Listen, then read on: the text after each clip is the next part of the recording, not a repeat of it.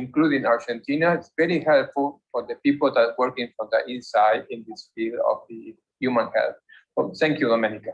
Thank you to you, Emilio, because I think we should really work together more and more. In fact, in the coming webinars, I'm trying to involve also colleagues from other countries in Latin America, so Mexico, Chile, and so on. So with your help, maybe we can increase this collaboration and have this kind of exchanges. Of course, this will be great because we can, as I say, we can share experiences, but also good practices, and maybe together we will find better solutions for our patients. And I know very well that in Argentina there are also, of course, many patients, representatives, alliances, and so on. So now it's my pleasure to give the floor to Ingrid Aneris, and the last name is very hard. So Andre, she's the president of the International Reference of Cantu Syndrome, and she's also coordinator of the group of patients with Cantu syndrome from Latin America, and she's member of FADECO. So I would like to invite then Ingrid for a presentation on the COVID and rare diseases, the experiences of patients in Argentina. Can we see Ingrid? Yeah, she's married. So two times in 2 weeks, in 10 days, we saw each other. Yeah, it's a pleasure. Yes, it's a pleasure too. Thank you. Please. Bueno, hello everyone. First, I want to thank Emilio and Domenica's invitation and Trust for giving me this space from Argentina, from the lands of Maradona and Hope. It's a great pleasure for me and a great responsibility also to be together with all of you who have a vast experience with rare disease. Sorry for my English. I'm going to read my presentation. Well, I'm Ingrid. I'm Wally's mom. I'm just a mom who needed to know what was wrong with her son and how to help him. And the search of answers to know what was wrong with Wally gave me, among other things, the possibility of sitting here today. Let me first tell you in a few words what Cantu syndrome is before fully entering into my conversation with you about our current reality. Next, please. Cantu syndrome is an extremely rare genetic condition, first described in Mexico in 1982 by Jose Maria Cantu.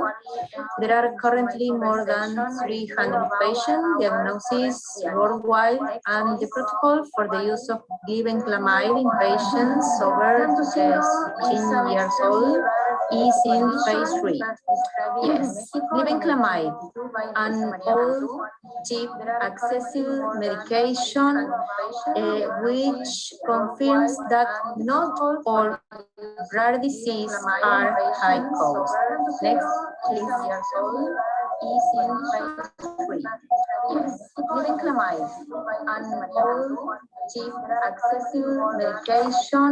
All of us have already seen this graph that represents the journey that families with rare disease make until they reach a diagnosis. I'm not talking about patients, I'm talking about families, because a rare disease knocks on the door, it enters, and when it does, it stays forever and affects the whole family. This erratic and difficult journey has different stages, several stops. We begin with the first symptoms during pregnancy, for example, like Cantu syndrome. We continue with the first visit to our primary care doctor, online search for information, visit to a specialist, wrong diagnosis, wrong treatments, search for patient associations, visit to the geneticians, and so we keep going backwards forward, repeating visit the doctors, repeating examinations, hearing that diagnoses are discarded one after another. Scusa perché c'ho un webinar in corso. Allora, il 1° aprile. Will many parents see how our children's life are Sì, alle 11 sono, guarda, cioè, per il giovedì prima di Pasqua, quindi. Perfetto, perfetto. Patient association, the correct specialist, the appropriate treatment. In the case of the few rare disease that have treatment, we know that in the most of them only treat the symptoms but not the causes. Next, please. This trip that no one wants or choose to do, but when it comes to us, we have no choice. It's much more difficult in Argentina. And these are some of the reasons why it's like that. Emilio has already explained the situation in our country, so I will only mention a few points more specifically in relation to rare disease. Fragmentation of the health system into 3 major divisions: public health, social security, when the person formally works for an employer, medical insurance, private. In turn, these divisions have different place of application. It can be at the local, provincial, or national level, and on this depends the way in which families have to act legally when they have some difficulty in health coverage. National Program for Rare Disease. While this program has been in place since 2015, we see a profound delay in its implementation. Just in last February, a national list was published with the rare disease recognized in Argentina. This list has 5,600 pathologies, which generated a lot of despair among those people who have a rare pathology that is not on this list. Deep and distressing social inequality, access to health totally unfair and untimely. Concentration of patients, organizations in Buenos Aires, our capital. Our territory is very extensive and we have a maximum. God is everywhere, but he attends in Buenos Aires. Absence of joint work between patient organization, industry and science and government. Lack of access to quality information by patients and families with rare disease. Distrust in sharing personal data. Participating in international protocols of investigation. Total impossibility of being able to travel abroad when there are no possibilities of treatment in Argentina with the economic situation. Next, please. Participating in an international. Our reality is even more complicated since last March. I want to share with you a report that Rare Barometer Voices produced with FADEPOF on the impact of COVID on rare disease.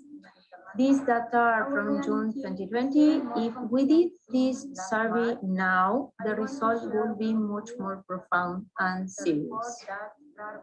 7 out of every 10 people experience interruptions in the care they receive for their disease, and the vast majority, 70%, considers this interruption to be or could be negative for their well-being and health. 47%. Then 60% of rehabilitation therapies have been fully cancelled and 31% have delayed. The appointment with a GP, general physicians, or specialists who treats their rare disease have been cancelled in 41% of the case, and in 40% have been postponed or delayed. Only in 19% have been normal. 69% of patients had to perform a modification if it was already temporary or permanent. 42% of people who have claiming to receive treatment in a hospital must have seen altered to some extent their treatment due to circumstances arising from the pandemic. Almost 40% don't went to the hospital for fear or contagion, and up to 64% to avoid contagion to the people they care for. 67% received the recommendation not to go to the hospital. 22% of respondents had to face the closure of their unit or hospital. Next, please. Everything I'm telling you puts Argentine families with rare disease in a dead end maze. For families who reach diagnosis, once they do, another much sadder story begins: health coverage. We can't see a way out, we can't find a light to lead us.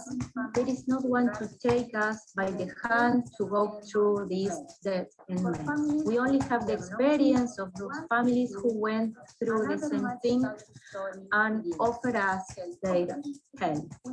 And want to show you why. Next, please. He's Malcolm. Malcolm is from San Miguel de Tucumán, Argentina. He's 10 years old. He hasn't any type of medical coverage and is only treated in the public health system. Since 2013, he has a clinical diagnosis of Cantu syndrome without genetic confirmation. In 2019, we tried to pay for his genetic study, but we couldn't do it. Last year, Malcolm saw his rehabilitation and school integration therapy stop.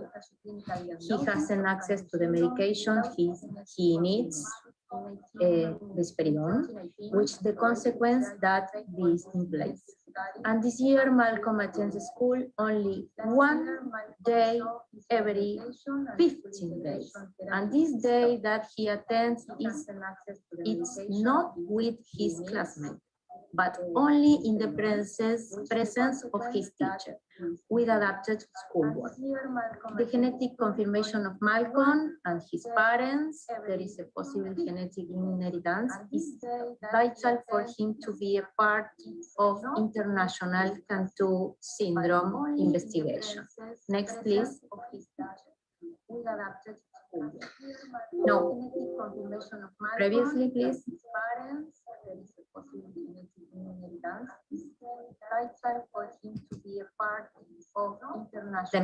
Here, this.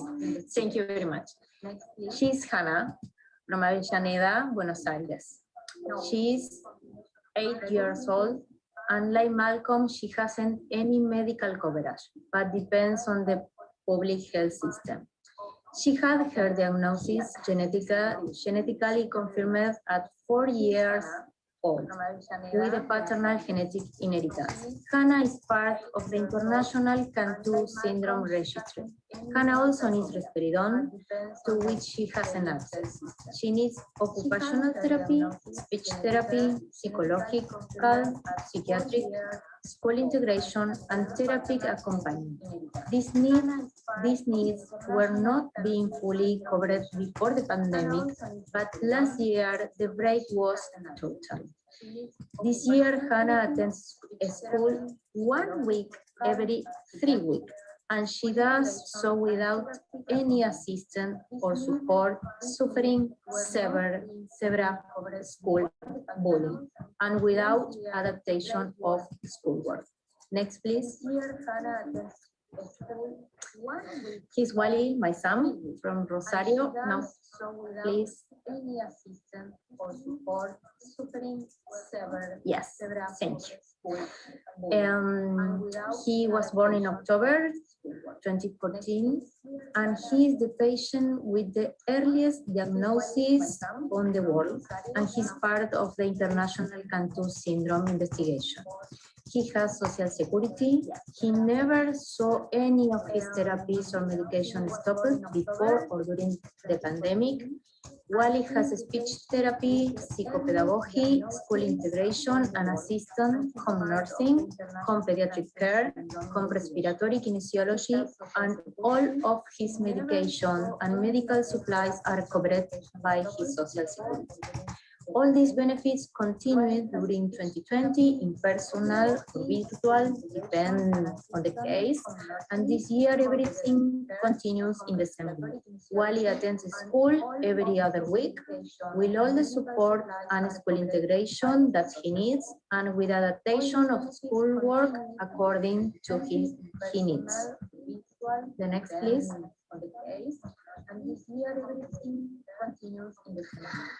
In these three stories, we see reflected the great inequalities and differences that exist. And I only showed you the part of rehabilitation. You can imagine what it's like for Hannah and Malcolm to have a medical appointment with a specialist, medical studies, or other type of medication. Malcolm is the first to be on the list to be able to use glibenclamide, but he hasn't an interdisciplinary team to work with him. He hasn't genetic confirmation. He's in a vulnerable social condition. Hannah has genetic confirmation, but she also has an interdisciplinary team that works with her. And her socioeconomic condition is also extremely vulnerable. Wally is in the opposite corner, but he is only 6 years old. He has a whole interdisciplinary team that works with him. Wally is a proof that there is a terrible and profound inequity in access to the Argentine system of health. We must change the reality of Cantu syndrome because everything is on the table to be able to do it. There is the protocol, there is the research, there is the medication, there is the patients. We lack someone who is deeply interested in this here. Just as we can change the reality of Cantu syndrome, we can change the reality of many rare diseases in Argentina. We have many challenges ahead. Narrow difference, inequality in access to health, early diagnosis, families and patients with professional support groups. The families are really alone. We are alone. School prepared to have studies with rare disease. Many times they don't know how to treat them. Doctors trust patient organization and work together, comply with current legislation that corresponds to each health coverage. Government put rare disease on the table for discussion and lose fear to talking about rare disease. We need to stop thinking that rare disease are equal to loss of money. It's a long-term investment, an investment in people, in quality of life, in discovering what is happening to us and why. Only in this way will it be possible to challenge rare disease and fight them. All this is possible only by organizing the resource already existing and working together each one of us. We are not asking for everything for free all the time for everyone. We only ask to be heard, to be taken into account. Our experience and our trip should serve to help others, leave nobody behind. The next, please. So I want to end with a few words from José María Cantú. Hay algo profundamente inmoral en permitir que los laboratorios inviertan más en investigar el gen de la calvicie que el gen de la malaria. There is something deeply immoral about allowing laboratories to invest more in researching the baldness gene than the malaria gene. Muchas gracias. Molte grazie. Thank you. Thank you very much.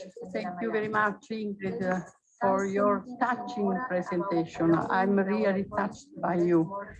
And you really explained very well. So I don't have additional words because you said everything. It's a matter of equity. So maybe the possibility to access to the early diagnosis to be treated, it's very important. I'm really touched. Congratulations to you as a mother. You are a force of the nature.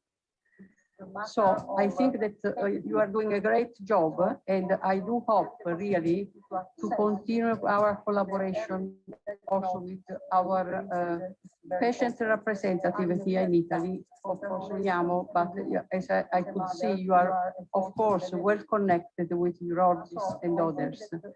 But I think that this collaboration among different stakeholders should continue. And as I said, I don't have additional words. You said everything, and I'm with you. You touched my heart, and I think that really I should congratulate. And I would like to invite if you have additional words or additional comments for us, please. Or yeah, Ingrid, would you like to say something else, or otherwise there is also Annalisa. Annalisa and Simona. Marisa is a mother of course, at you, and Simona is also patient representative. Have someone directly or indirectly touched, let's say, by this. Although we are at the end of the webinar almost, like to give the floor. Annalisa, would you like to comment? Or please. You're the NUM representative, so obviously I'm very much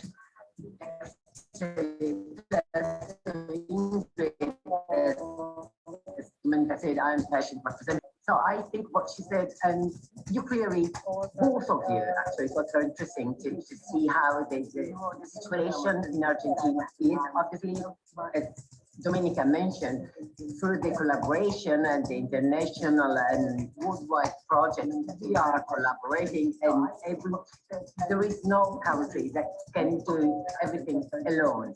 So in rare diseases, you know, the key words are networking and collaboration, and not reinventing the wheel. So it is really important.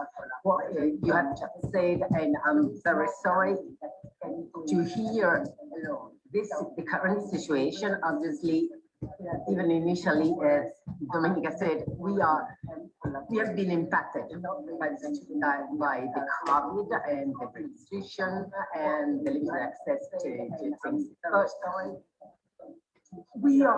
if we are together, if we are sharing even the difficult moment, we could learn from other practices, and we can call for an improvement in these conditions, mainly for people in Argentina, but there are many countries where treatment or any social care is not accessible.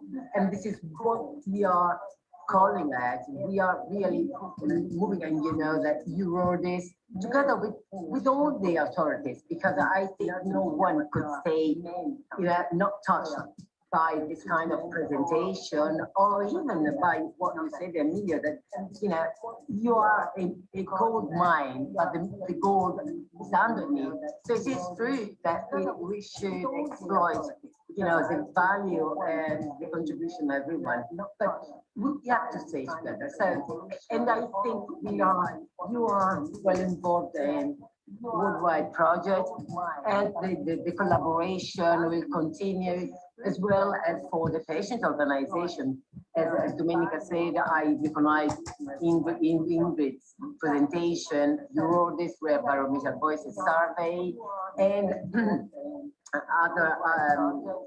other statements. So it's important. You might be aware of the Aliber organization for South American, Spanish and South American countries.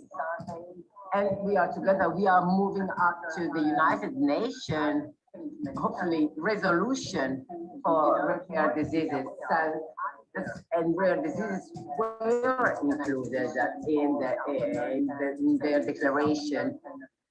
So we are scaling up, because we are together and we are a very strong community. And if we don't know work, we don't have to work in silence, but just putting in common what we have.